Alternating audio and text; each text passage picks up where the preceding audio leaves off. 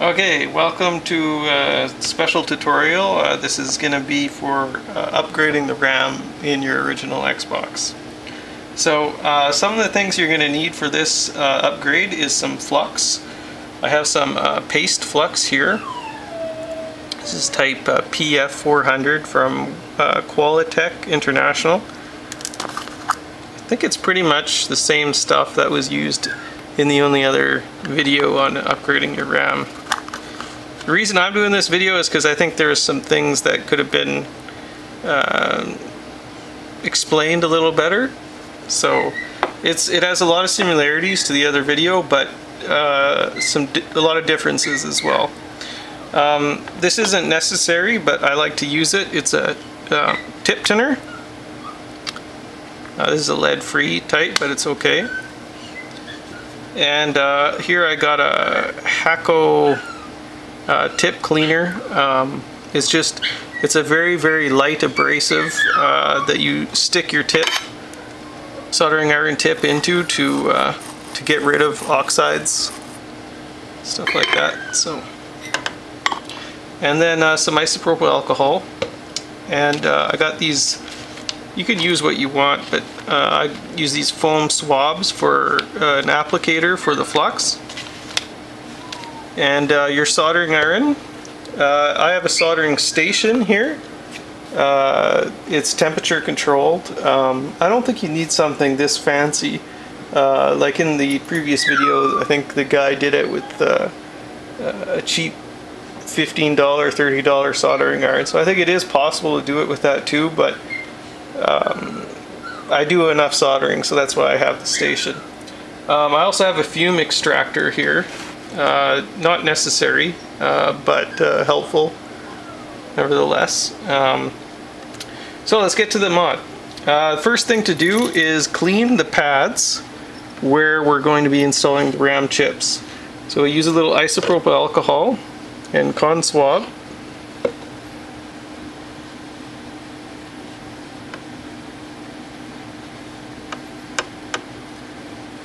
Just clean them up. Then we'll get to the next part here in a sec.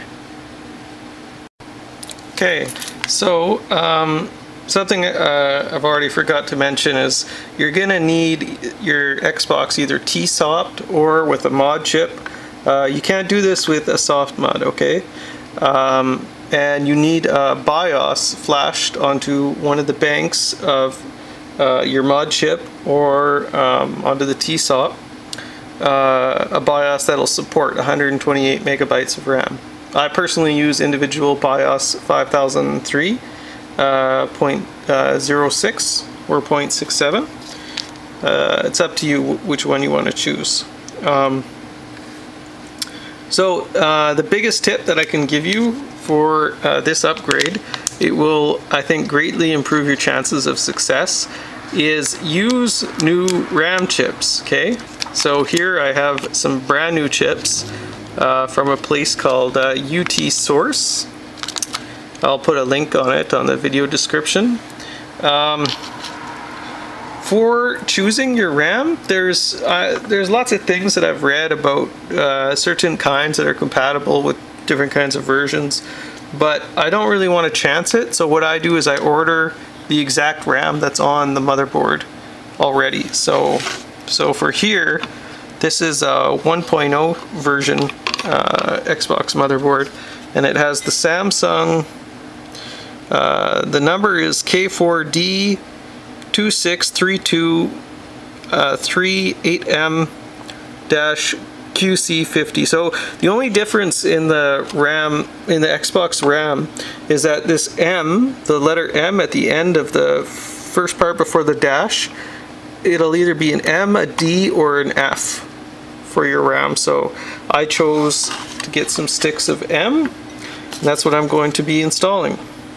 So the next part, I'll grab my flux applicators and I'll apply a layer of flux onto the pads before I install the chip. I don't think the guy on the other video did that, so it's not totally necessary, but I think it makes things easier. So.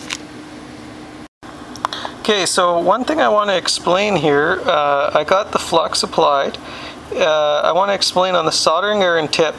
Do not use a conical tip. Okay, as you can tell, this tip that I'm going to use is a bevel. It's not conical. You see that flat spot there? It's a very small tip, but it's beveled, okay? So now we can start up our soldering iron station. And if you have a temperature controlled station, I set mine to 390. So I wait for it to get to 390. I'll turn on my fume extractor.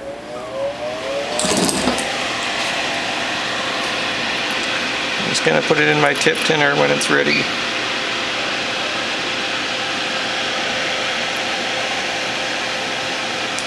Here, I'll get a piece of RAM out.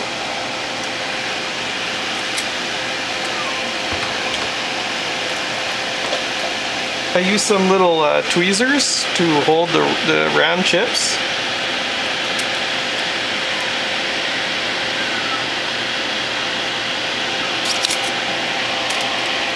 So this was explained in the other video, but I'll explain it here too.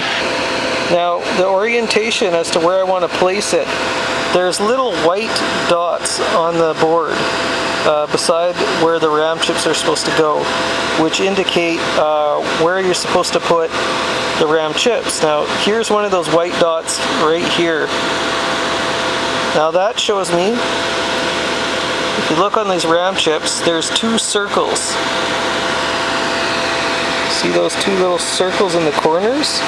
There's a big one and there's a small one. Here, whoa. Let you get a better look here.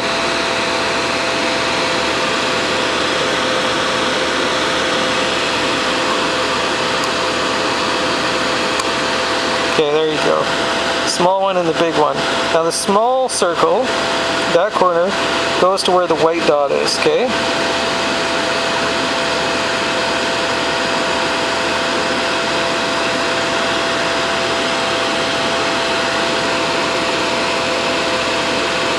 This is hard to do while holding the camera. So it also matches the orientation of the chip next to it that's already installed. See, if you see the one beside it, the small circle and big circle are the same. So the next step is to align these pins, or align the leads of the RAM chip onto the pads. And it does have the existing solder.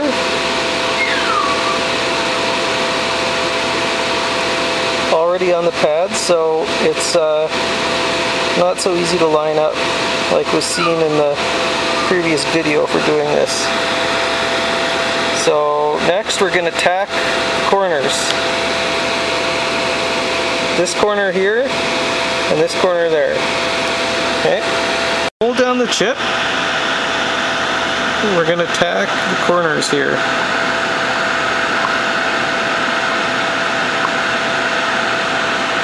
So just when you push the iron down, well, you don't really push it that hard, but set it down on the lead and then out. Okay, so on the lead and then out. Flip the motherboard over to do the next corner.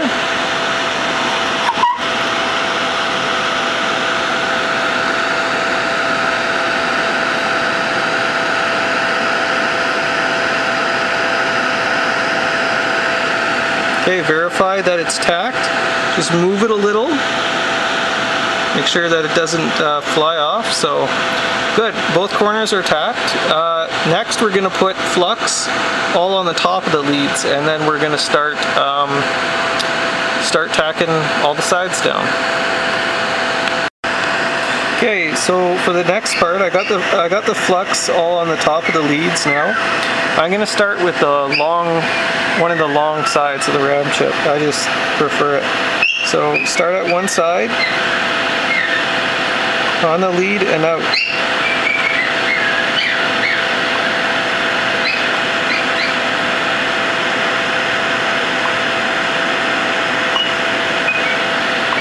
You can apply a little pressure, I think especially because there's solder already on the bottom of the lead. You want to make sure that that lead hits the pad. So apply a little pressure and out. Just one at a time.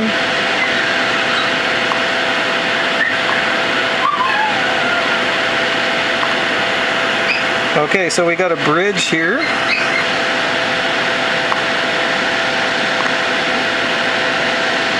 It's harder for me because I usually work under the magnifying glass, but I can't because the camera's up there, so it's a little harder.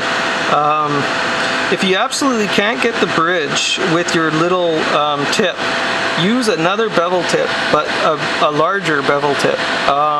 Make sure not to hit the resistors or components beside the RAM chip. Be very careful of that. But that will help you unbridge the bridge if you use a larger tip. So I'm just going to continue with this, with the magnifying glass, and all the way around, and then I'll show you the next step. Alright, so I got that bridge out finally. I tried using the bigger tip. It didn't actually work that well this time. It usually does. So I just used some more flux and the small tip, and then eventually I got it apart. Yeah, don't use the desoldering braid. Okay, avoid it. Just try to fix the bridge with some other method. So the next step is to test every lead to make sure it's down on its pad. So we can start in this corner here. I'm going to use the tweezers. You can use anything, a hobby knife or whatever, something strong but really thin, because you need to get in between each lead to test. So I'm starting on this one in the corner here. This one. Okay, so I just grab one edge and I stick it in and push. Give it a push to see whether or not it lets go. You can rebend the pin if it does let go. Realign it and then solder it down. Check every pin. This is crucial because sometimes it looks like it's soldered down, but it really isn't. So make sure you check every single one. I know it's a lot of work, but if you want the RAM upgrade, that's what you're going to have to do. So I'll check every one and then come back when it's done, and we'll start it up with one new chip installed and show you what happens. So I put everything back together. Well, I didn't put the screws in the motherboard. I left the optical drive and hard drive out. But I just wanted to show you what to expect after you install first chip, second chip, third chip. Okay. You should actually do this after every chip is installed to make sure that there's no frags. So I'll just show you here. So my mod chip has its own OS, so it's not going to be like what you see right now is not going to be what you see right away when you put it in. What you're going to see is coming up right there, pretty much nothing, black screen. This is because the BIOS will not turn on. Individual BIOS 5003 will not recognize or will not work with just one extra RAM chip. So show you something else now. If I remove the mod chip,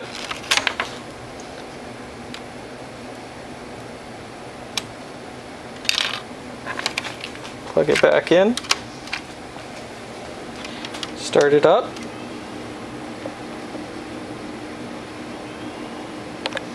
turns off twice, and then a third time. Now this is the important part, the light error code that you get.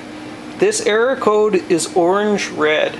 Okay, now orange-red could mean quite a few different things, but considering what we're doing here, it's indicating that there's a problem with the RAM.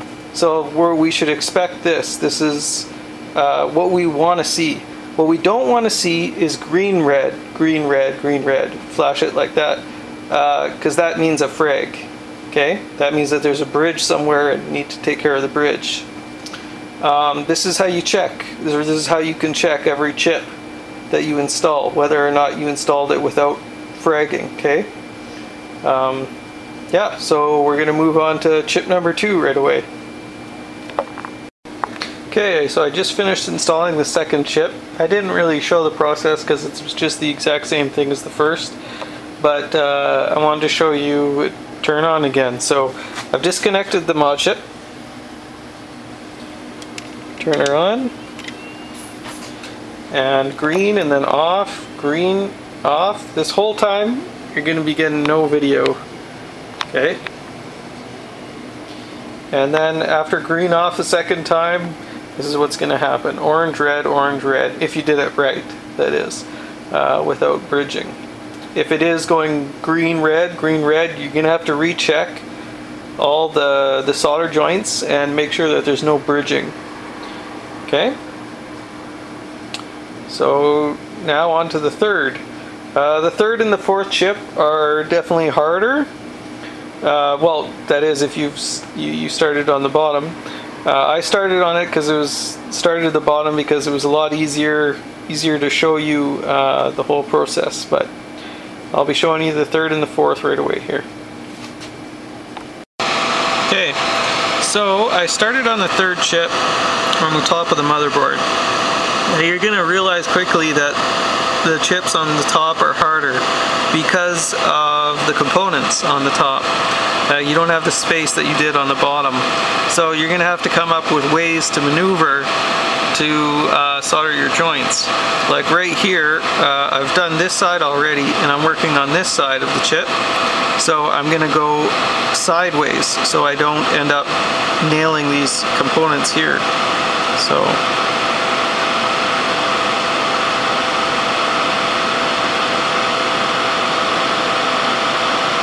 like this.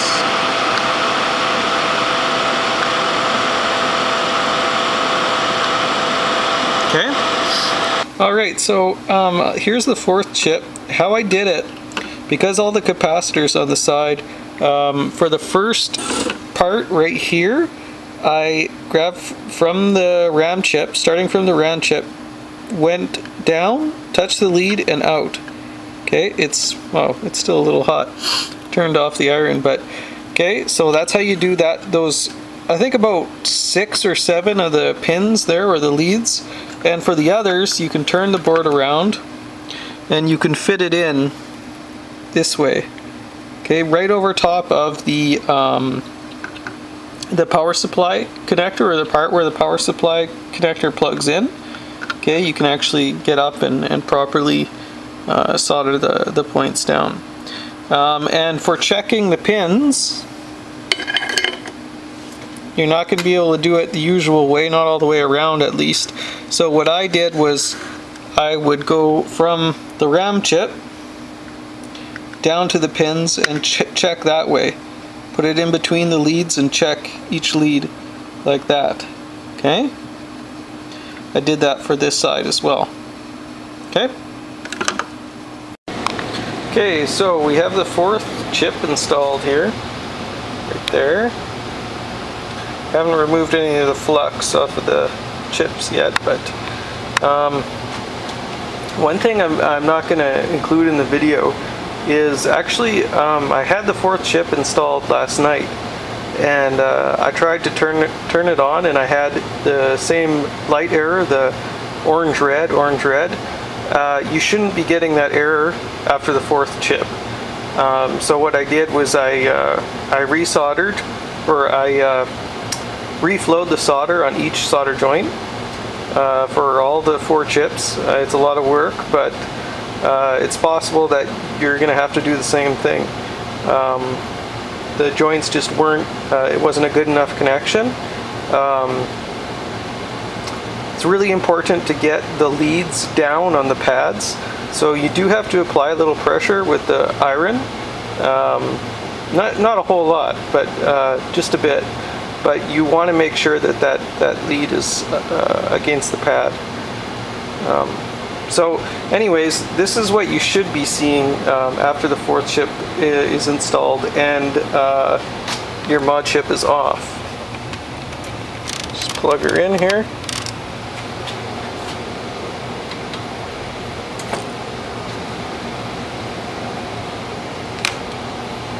Okay. Okay, you get a solid green light. And you get the Xbox splash screen here. So right now it's trying to boot the original BIOS. It won't be able to because the original BIOS only supports 64 megabytes. We have 128. So it's just going to stay on this screen. Eventually it'll give us a HDD timeout error. You'll see it pretty soon here. The front light is flashing green and now flashing green red. This doesn't mean a frag, okay, because we're on the error screen right now. We've got an error 07. So it's just an HDD timeout error. It's because we don't have the hard drive connected. But so next I'll show you what to expect when you have the mod chip put on the LPC and the chip has that flashed BIOS, so that supports 128 megabytes of RAM. Okay, so I'm back. I got the mod chip put on, the pin header, attached to the LPC. I just have the hard drive and the optical drive just hanging so that I can show you that this is in fact the Xbox that I was working on, just so you don't think I'm full of shit. Okay, so let's see what happens. Turn on the power. This mod chip requires the controller to be plugged into a port too. So I got the OS screen on right now. It's going to automatically boot to the individual BIOS. This is what you'll get just starting from here if you don't have a mod chip that supports that has its own operating system. Well, TSOP users too, I guess. But so I got XBMC loaded on here as a default dashboard. It's important to have a dashboard that will take advantage of that extra RAM. So the latest version of XBMC is a good choice.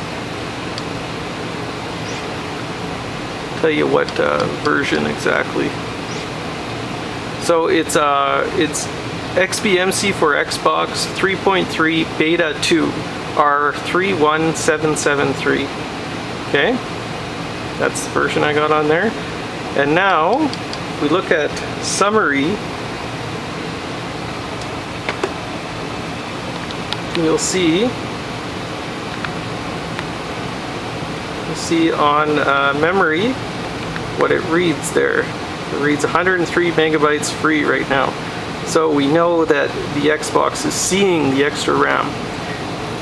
Now, this actually isn't the end of the mod.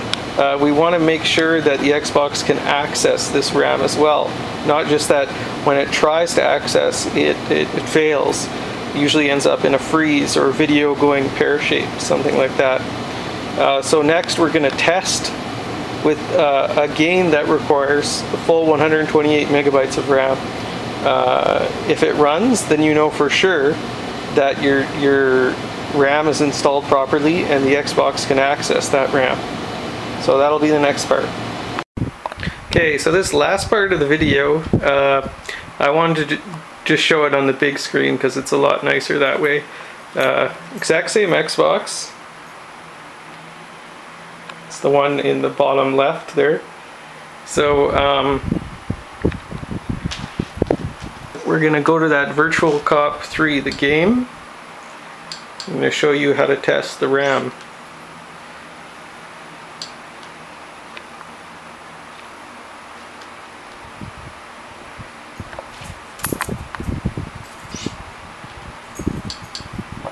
It's not so clear.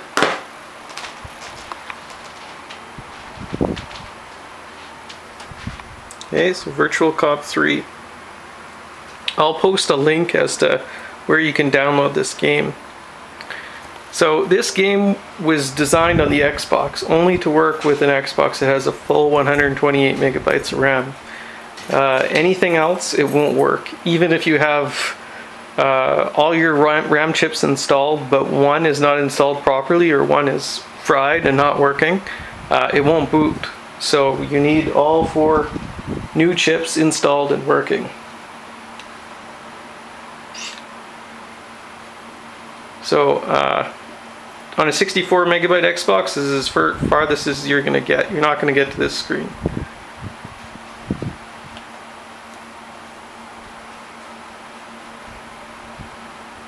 This is an arcade game, actually. Okay, and here you go.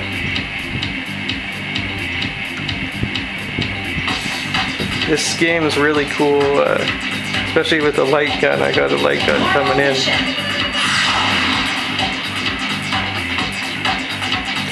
So there you have it. If you got this game going to this point, you've successfully installed your RAM, and congrats.